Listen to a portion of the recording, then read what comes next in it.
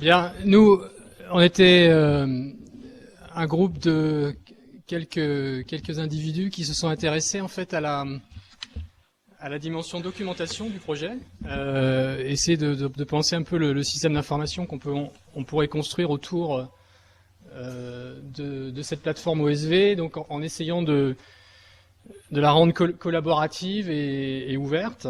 Alors, on a essayé de faire un petit peu un retour sur la manière dont on s'était positionné au tout départ. Donc, il y avait un certain nombre de participants, donc qui avaient tous identifié un besoin de documentation comme un élément assez indispensable pour que le projet puisse avancer.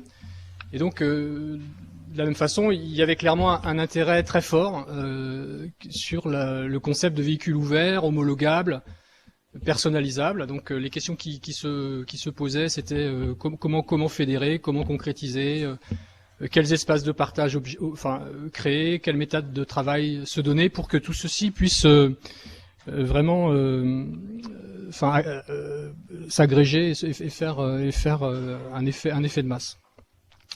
Donc nous, on était plutôt orientés autour de la dimension mécanique de l'objet, mais effectivement, tout ceci doit aussi se penser, je pense, dans la dimension, dans toutes les dimensions, y compris software, etc. Donc, bon, le petit constat sur le bootcamp lui-même. Donc, il y a eu beaucoup de discussions vraiment très très intéressantes. Le public de participants était assez diversifié. Il y avait pas mal d'entrepreneurs, des gens qui avaient déjà des projets assez aboutis en termes d'utilisation de cette plateforme avec des projets d'affaires, d'autopartage, de free floating, etc. Donc dans les premières journées, on a beaucoup discuté autour de ceci, notamment essayer de dimensionner le prix de la plateforme, comment faire pour essayer d'avoir un outil d'information qui permette de la faire évoluer. Donc le constat qu'on a fait, c'était que ce qui était aujourd'hui disponible n'était pas manifestement suffisant. Donc l'idée, c'est d'aller un petit peu plus loin.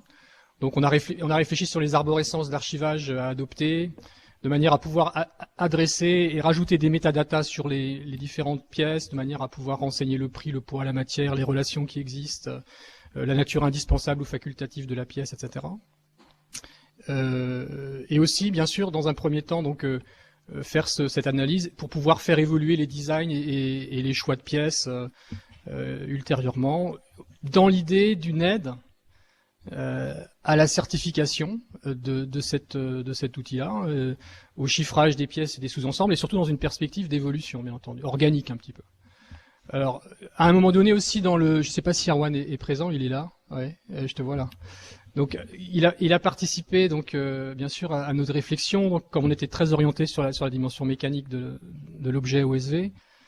Et donc là, il y a un gros atout potentiel du fait du travail qu'il a déjà engagé avec ses étudiants autour de cela, de la reprise un petit peu en main de cette description de l'objet OSV, et avec un accès possible à des outils professionnels qui sont pas ouverts, mais qui sont accessibles aux étudiants pour faire des analyses de structure, l'analyse dynamique du véhicule et pouvoir presque procéder à des essais de type essai automobile sur campus, on va dire. Enfin, c'est ce que j'ai pu comprendre de la présentation, même si cela va se faire sans doute graduellement. Alors, le travail réalisé, bon, il est modeste, hein, on a vu des choses extraordinaires là tout de suite, donc c'est très très impressionnant. Nous, on a juste commencé à mettre en place un système d'information collaborative versionné, c'est-à-dire apprendre Git à des différentes personnes qui n'en avaient pas forcément connaissance. On s'est un petit peu formé à ça. On a commencé à pusher. On est déjà un petit groupe de contributeurs donc qui ont des droits d'écriture et de contribution sur des espaces de partage GitHub. Donc pour l'instant, l'arborescence, bien sûr, elle est embryonnaire et elle est amenée à évoluer, mais l'idée, c'est qu'il y ait des éléments concernant la mécanique, la motorisation, l'électronique, le software, le manuel d'utilisation, le manuel de montage, les éléments de certification requis, etc. Donc c'est vraiment d'associer un système d'information autour de cette chose-là. Voilà pour le travail réalisé. Donc maintenant, l'après-bootcamp, voilà les questions qui se soulèvent ou qui se posent, c'est comment parce qu'il y a effectivement il y a un petit peu d'exaltation, évidemment qu'on vit un petit peu concentré dans des modes un peu extraits du quotidien, je dirais. Maintenant la question c'est comment tout le monde va repartir un petit peu sur ses préoccupations, comment capitaliser cette énergie-là. Comment créer les bonnes fondations? Est-ce qu'il faut envisager un bootcamp 2? Voilà. Donc c'est un peu les réflexions. Donc on a une liste de participants. Donc tout ça, ça va être mis sur le Donc en fait le travail voilà qu'on a fait, c'est un travail un petit peu d'essayer de morceler en fait l'objet de manière à identifier chacune des pièces et à pouvoir les renseigner visuellement, etc. Voilà. Donc pour l'instant le travail n'est pas du tout accompli parce que c'est une tâche relativement lourde quand même. Mais bon, l'idée c'est d'amorcer le processus. Voilà.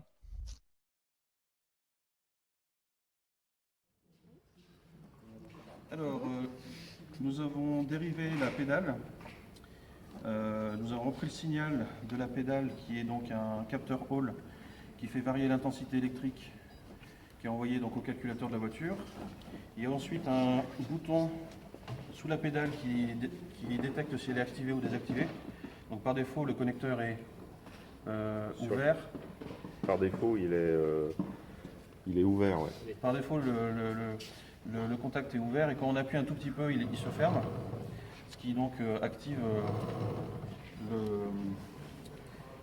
qui envoie une information au calculateur qui permet de faire démarrer le véhicule. Et ensuite, donc on a dérivé cette prise-là. On a redirigé le signal de la pédale grâce à l'Arduino et ensuite, grâce à ce potentiomètre, on appuie sur un bouton pour activer la commande manuelle.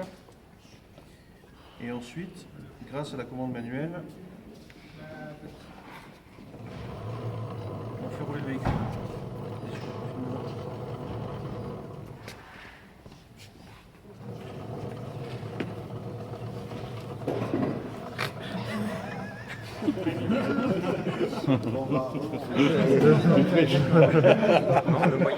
Ensuite, si on fait à l'inverse. Non mais c'est pas grave, j'ai pas pris ta main. Il a dit une commande manuelle. Ça marche plus dans les distants. En reverse, ça marche pas. En reverse, ça marche pas? Non.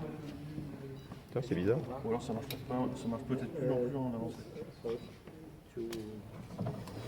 Waouh, nickel. Ça c'est neutral.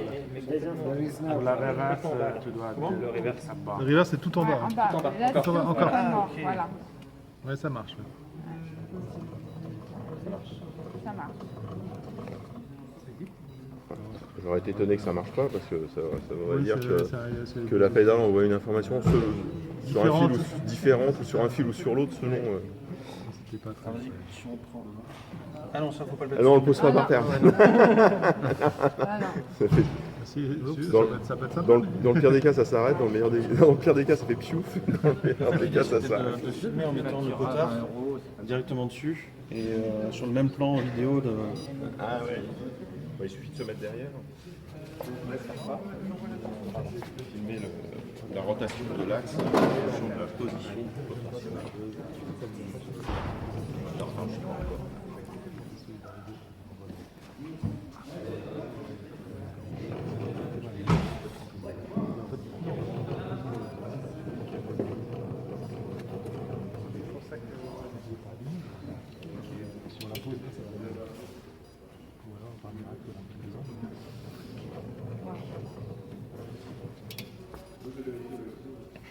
Pareil, si tu repasses en mode normal.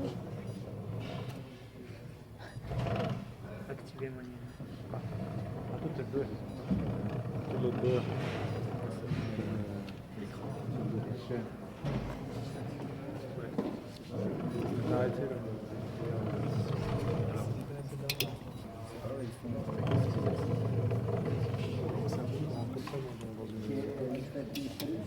Et voilà. Ok. Et ensuite, si on désactive la pédale, La manette. la pédale à main, on va dire, la pédale à pied reprend la fonction. Et voilà. Et du coup, on a aussi activé, on a mis un petit buzzer pour enregistrer le son dès que le contact est allumé. On génère un bruit pour que les aveugles puissent entendre la voiture quand elle est démarrée. Parce que sur n'importe quel véhicule électrique, vu que ça ne fait pas de bruit, notamment Renault et Zoé ont inventé un son d'une voiture électrique, la Zoé, pour dire aux aveugles la Zoé passe dans la rue. Sinon, ils n'entendraient pas et ce serait dangereux pour eux. coup, on a pour l'instant simulé un design sonore open source pour le Jedi. la voiture sonore. On dit, on va pas mettre un bon moteur.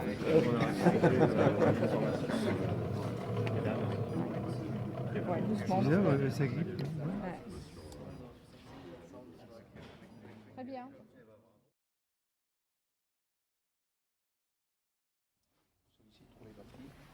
Et pour un véhicule, on va dire classique,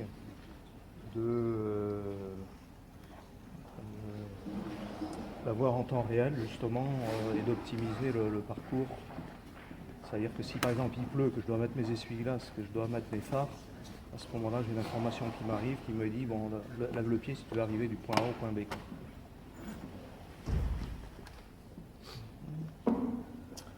Bon, après l'idée c'était d'avoir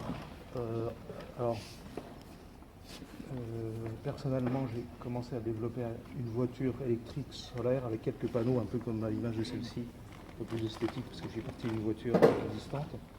Il manque juste un deuxième panneau solaire. Et l'idée, c'est d'avoir... on arrive pour le travail à 8h du matin. J'arrive à 8h, je sais que le soleil va se coucher à 19h.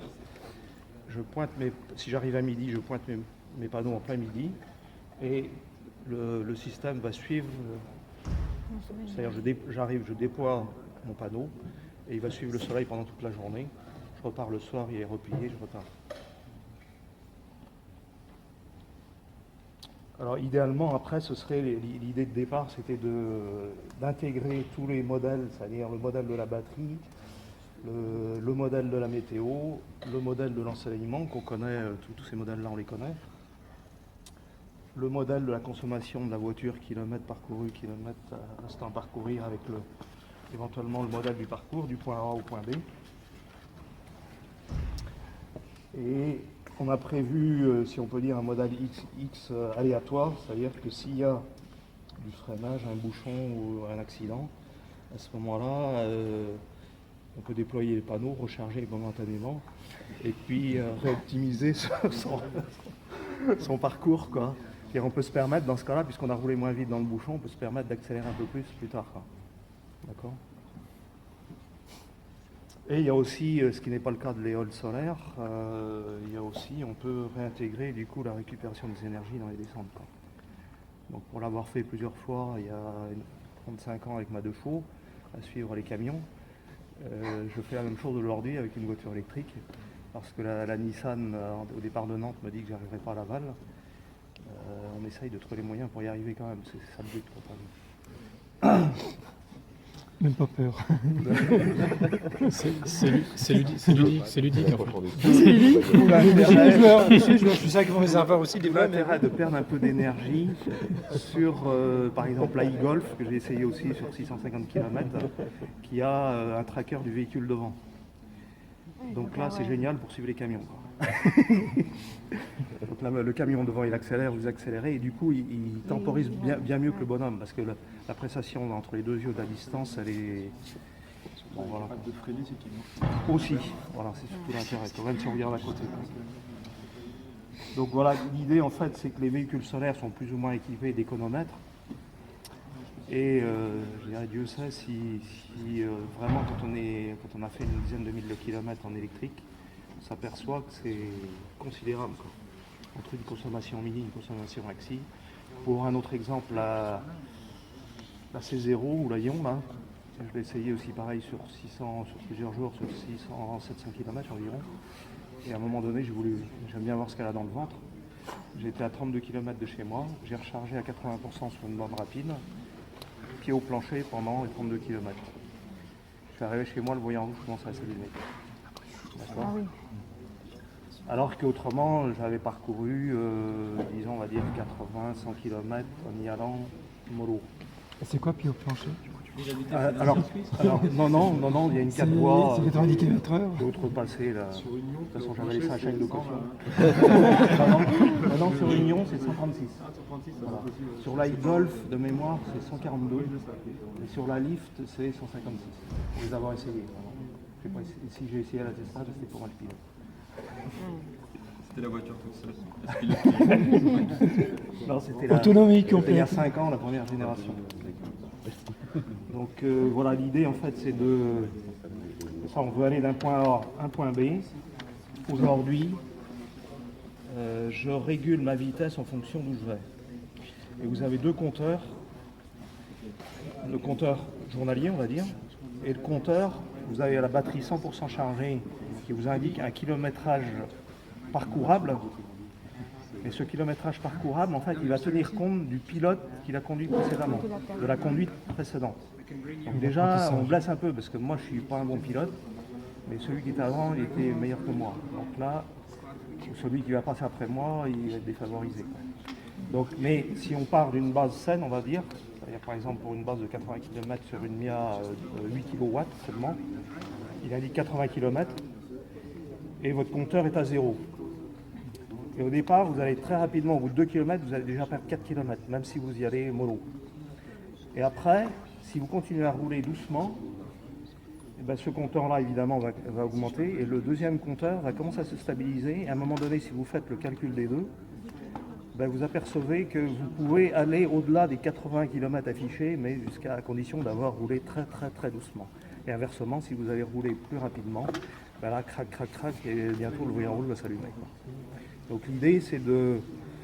Les économètres sur les véhicules électriques, tous ceux que j'ai vus, ne sont pas très précis. Moi, j'ai l'esprit un peu technique, j'avais branché un PC dessus avec la courbe de courant. C'est là qu'on s'aperçoit que, je dirais à l'arrêt, on a quelques ampères. Dès qu'on passe à 20 km/h, on est déjà à 40 ampères, jusqu'à 250 ampères. Quoi. À fond, quoi. Donc là, on commence à voir rouge. Et on serre les fesses. Donc l'idée, ce serait d'avoir un outil qui éventuellement se brancherait sur l'ODB ou en Bluetooth, qui soit entre guillemets universel, open, et qui vienne monitorer ce que l'on fait, ce que l'on peut faire et ce qu'on voudrait faire. Ouais, ok, c'est intéressant. Alors on peut intégrer un temps de modal, mais c'est vrai qu'après, plus on intègre de modal, plus ça devient compliqué. Mais, alors c'est pour ça que là, on est resté un peu basique, non pas sur des modèles qu'on est obligé de télécharger, qu'on est obligé de charger en communication, mais sur les modèles qui sont embarqués, quoi, en temps réel. Quoi. Et c'est quand même quelque part ce qu'il y a de mieux, parce que en temps réel, on sait si on va, je dirais, s'il y a des impondérables, c'est tout de suite que dans un bouchon, par exemple, là, on récupère entre guillemets de l'énergie parce qu'on va rouler tout doucement. Alors que s'il pleut, déjà on met les essuie-glaces, après on met l'autoradio. Donc quand on commence à serrer Donc les on dit fesses, chic on un commence bouchon. à faire l'autoradio. C'est bon, il y a bouchon et bouchon. Il y en a qui durent longtemps, les bouchons. J'étais au salon des inventions à Genève il y a 15 jours. Il y a des jeunes qui avaient développé un système sur les motos connecté au smartphone en Bluetooth. Qui replie le dos pour être... Voilà, non, qui replie pas le dos, mais qui replie le rétro lorsqu'on se penche pour continuer à avoir la visibilité. Donc on va être simplement avec l'1 km avec le téléphone dans la poche. Quand je me penche pour augmenter la vitesse, ou le CX, eh bien mon rétro se baisse. Lui par aussi. Bluetooth aussi. Voilà. Oui, parce que je me penche pour améliorer mon CX. Donc, autour de la charge du véhicule, l'idée qu'on avait derrière, c'était de pouvoir à terme faire de la charge planifiée pour décharger le réseau de distribution énergétique et éventuellement utiliser des productions issues de sources d'énergie renouvelables. qui m'a prêté ton câble USB tout à l'heure? Pour ça, on a besoin de communication et donc de pouvoir récupérer les données du BMS, du Battery Management System, et aussi d'avoir un certain contrôle sur le chargeur. Donc, pendant ces 3 jours, on a surtout essayé d'étudier ces composants, voir comment ils fonctionnaient. Alors sur le BMS, le Battery Management System, c'est le système sur lequel on a passé le plus de temps. Donc on a une prise USB sur laquelle on a une liaison série au-dessus du USB avec un protocole qu'on ne connaissait pas en arrivant ici. Donc on a au fur et à mesure étudié le protocole, on l'a décodé et donc maintenant on est capable dans une application de lire sur ce port-là. Et après on peut faire ce qu'on veut avec la donnée. Donc là j'ai un PC qui est connecté sur Linux, qui est connecté à Internet. Et donc ce qu'on fait, c'est qu'on a un script écrit en Perl qui tourne, qui lit les données dès que le BMS les envoie, et qui les envoie sur un serveur que Baptiste a en partie développé pendant ces 3 jours, et donc qui présente les données. Donc voilà, là j'ai mon terminal avec mon script qui tourne, donc on voit la tension aux bornes de chaque cellule et l'état de charge. Bon, c'est pas forcément très lisible. Et du coup, dans un navigateur, je peux. Voilà, donc là je suis sur la page On se le regarde en plein écran dans l'amphi, comme ça on fait la transition. Voilà. Mais en gros, voilà, c'est ça qu'on est capable de faire. Donc ça, c'est un serveur qui est sur le réseau, qui a ces données-là. Donc là, on est en charge, plutôt en fin de charge. Donc on va faire. Tout ça, c'est du temps réel. Augmente progressivement là, par exemple. Donc voilà ce qu'on... C'est une corrélation entre des valeurs physiques qu'on pouvait nous mesurer à l'extérieur, comme par exemple l'intensité qu'on avait, la mesure d'intensité, les PWM qui sont les signaux de commande qui sont envoyés et au chargeur et au contrôleur du moteur. Et donc on vérifiait, on regardait quels signaux étaient envoyés et on voyait quels signaux envoyait l'application. Et du coup quand on voyait les valeurs changer, si on voyait physiquement ça changeait aussi, on disait ah tiens c'est peut-être ça correspond à ça. Ouais, c'est un peu une correspondance. C'est empirique. Là c'est empirique, mais au bout d'un moment, tout ce qu'on avait sur l'application propriétaire, on a pu le retrouver. Et une fois que tu l'as, tu en fais ce que tu veux. Donc là on prend la donnée, on la met dans une moulinette qui est du web, et à partir de là on peut l'afficher sur un smartphone, sur un PC, dans l'amphi ou à distance pour voir l'état de charge de ton véhicule. Donc là ça c'est l'état de charge courant de celle-ci, les trois packs. Bon là à côté celle-ci elle est plutôt pas branchée, mais donc c'est à 0. Et là c'est les 24 cellules, donc chacune des cellules elle est identifiée sur le BMS. On peut extraire cette valeur et c'est le graphique que tu vois là. Donc voilà. On va aller le voir.